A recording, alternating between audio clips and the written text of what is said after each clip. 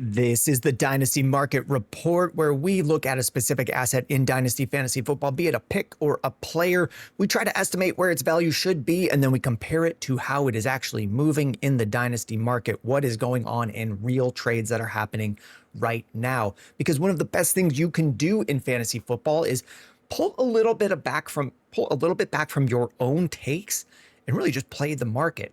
Find how a player or pick is moving in the general market, and then check that against the other managers in your league to see where you can get in on the low end and then still get out on the high end when you're selling players. Today, we are looking at Luther Burden coming off of his rookie season with the Chicago Bears at wide receiver. And how do we feel about him going forward? Because in his first year, it was a slow start. Through the first half of the year, he was never getting over 4 targets, usually 2 to 3 targets a game, and never eclipsing 30% of the snap share. So the hype is really high for this guy, but early on in the season, not really getting used, not a key part, not getting on the field over someone like Olamide Zaccheaus for the Bears. Now, the Bears offense did start slow with a lot of pre-snap penalties under head coach Ben Johnson. It wasn't a fast transition. But as the year went on, there's a lot of signs of positivity. There's a lot of reason to be upbeat for next year. And as we got into the second half of this year, Luther Burden's role did increase. There were some injuries on the offense. Rome Odunze missed time with a broken foot. But in the second half of the year, he was averaging about 6 targets per game and getting on the field over 50% of the time. Again, you would like that number to be up, and we expect that he'll get used more in his second year. But for as much as we're hyping Luther Burden up, he wasn't actually used as much as you might think. Only getting 50% of the snaps in the second half of the year is kind of low. He only really got over 71 time. And again, that's when Rome Odunze wasn't playing. Now, some stuff might change this offseason for the Chicago Bears. They could move on from Cole Kmet. It's possible that they move on from DJ Moore at wide receiver, who's Bears fans have been a little bit disappointed with. But we don't know what's going to happen yet. So let's take a look at where he's going in the market and where I think we can get value for him. If we pull up his current value, according to Keep Trade Cut, he is worth about the 105 to the 109. And we are going to look at some real trades that have happened to see, are people getting the 105, the 109? His value's at 4,800, which is in that first round pick range. And it's slightly higher than someone last offseason like Jameson Williams, a wide receiver with good after the ball skills like Luther Burden, and with some crossover at offensive coordinator, both having worked under Ben Johnson. And I think that's a good kind of value crossover. There's a lot of hype, a lot of upside of stuff that could happen with Luther next year, but that doesn't mean that it necessarily will. Just like we saw with Jameson Williams, he had a slow start to the year, a slow first half before the Lions changed play callers to Dan Campbell, and then he started going again. So I think there's going to be a lot of positivity surrounding Luther Burden going into next year, especially as the offseason moves on. If the Bears do move on from some of these players, we're going to see a value rise. But for me, I think I'm getting out on the high end if I can. If I can get the 105, I would be. If we want to look at some other wide receiver rankings, we've got Luther Burden right here sitting at wide receiver 20 on Keep Trade Cut rankings. If I were to try to up tier to someone else, I would be happy to move up to Garrett Wilson.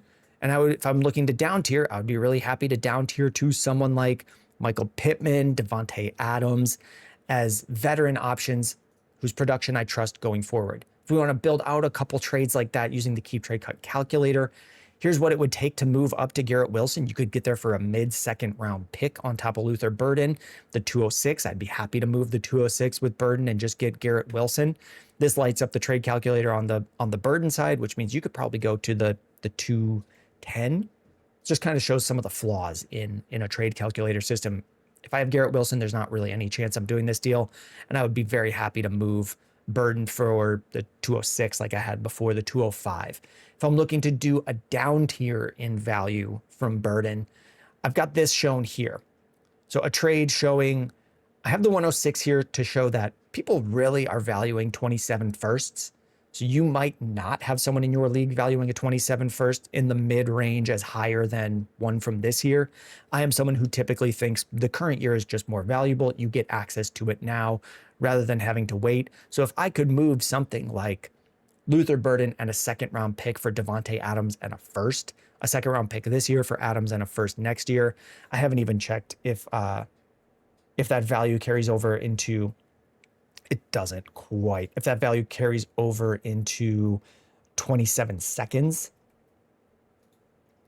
Yeah, a 27 early second is currently worth more than a 26 early second, according to Keep Trade Cut. So if we're looking at deals like this, moving a second for a random 27 first, I would be really happy to do that with someone like Luther Burden. We don't know if he's going to ascend going forward. I would take one good year of Devontae Adams production and a random first if I can get that from Burden. If we want to look at some real trades that have happened, though, here's where he's going in the market. This is about, each one of these will have the scoring settings shown here. And we'll just talk about some of these trades. If I have Burden, am I moving him for Javonte Williams? I am not. And if I have Javonte Williams, I would be happy to move him for Luther Burden. And I would think of it as one of those trade situations where you're trying to turn a paperclip into a house. I think Burden is a clear step up from Javonte Williams, and I think a lot of the market is going to have Burden trading higher than Javonte Williams. So if I could step up into Luther Burden, even if I'm not going to start him, I would be happy to make that deal and then trade Burden for other things.